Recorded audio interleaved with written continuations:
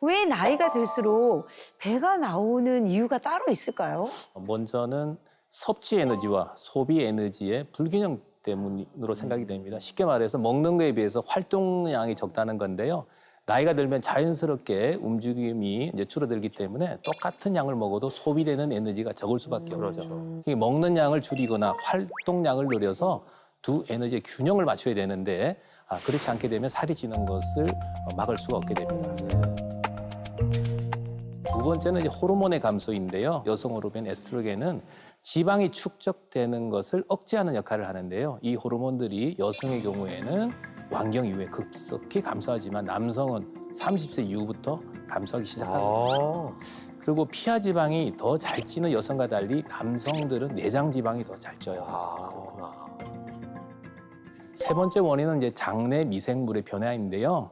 우리 장 속에는 약 100조 개 정도의 세균이 있다고 알고 있습니다. 우주다, 우주. 네. 이 장내 세균은 이제 유익한 균, 유해균, 중간균으로 이렇게 나눌 수 있다고 하는데요. 이 장내 세균들이 황금 비율, 이 균형 있는 비율을 유지할 때 장 건강을 지킬 수가 있는데요. 최적의 비율은 유익균이 한 25%, 유해균이 한 15%, 중간균이 한 60% 정도라고 알려져 있습니다.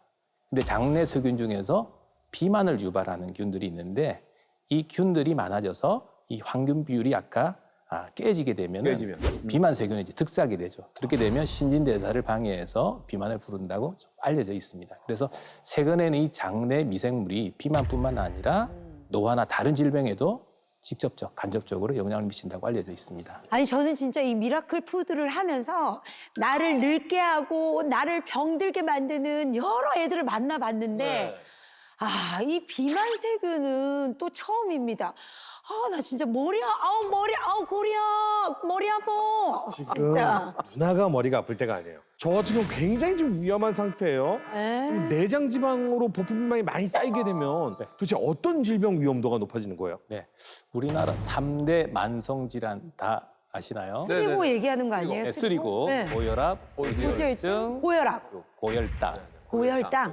이 세 가지인데요. 복부 비만이 생기면 일명 쓰리고라고 불리는 이 3대 만성 질환의 발생률이 높아집니다. 나 지금 투고야. 쓰리고까지는 가면 안 돼. 오늘은 주인공이야, 네가. 조심해야 돼. 쓰리고면 2배니까 조심해야 돼. 특히 내장 지방의 지방 세포는 가만히 있는 게 아니라 바로 염증 물질들 혈액 속으로 분비를 하게 되는데요. 이 염증 물질들은 신체 호르몬 기능에도 영향을 미쳐가지고 대사증후군 들어보셨죠? 네. 대사증후군을 많이 유발시키거든요. 이 쓰리고 중에서도 내장 지방과 깊은 연관을 갖는 게 당뇨입니다. 당뇨. 무섭지, 당뇨는.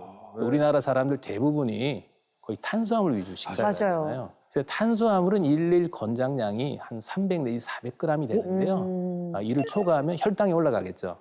그러면 이제 신체는 혈당을 조절하기 위해서 인슐린을 가다 분비하거든요.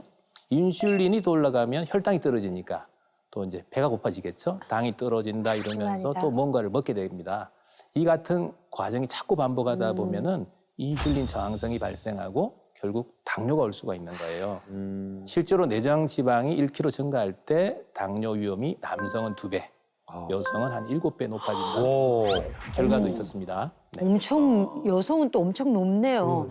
근데 선생님 너무 속상한 거는 맛있는 거는 다 탄수화물이에요. 근데 이 탄수화물을 도대체 끊을 수가 없어요. 맞아. 그리고 탄수화물도 탄수화물인데요.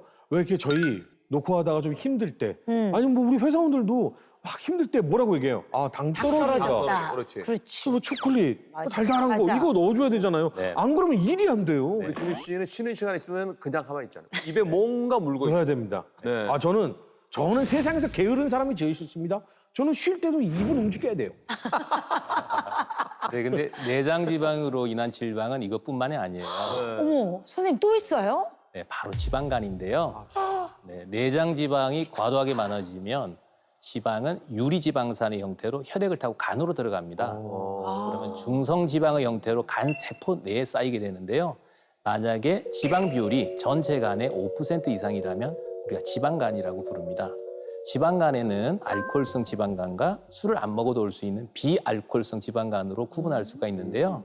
네, 알코올성 지방간은 아시다시피 주된 원인이 술이죠.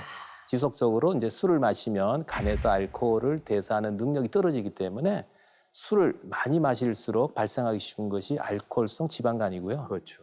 비알코올성 지방간은 술과는 크게 관련이 없습니다. 이것은 이제 인슐린이 제 역할을 하지 못하면서 간에 과도한 지방이 쌓일 때 발생하는 건데요.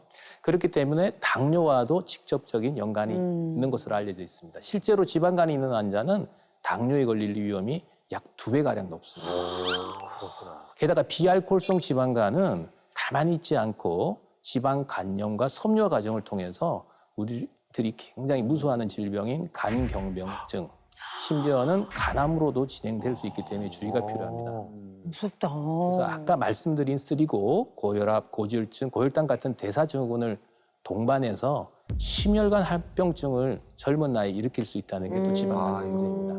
심지어는 대장암, 유방암 등의 암 발생률이 지방간이 없는 사람보다도 약 2배 정도 높다고 알려져 있습니다.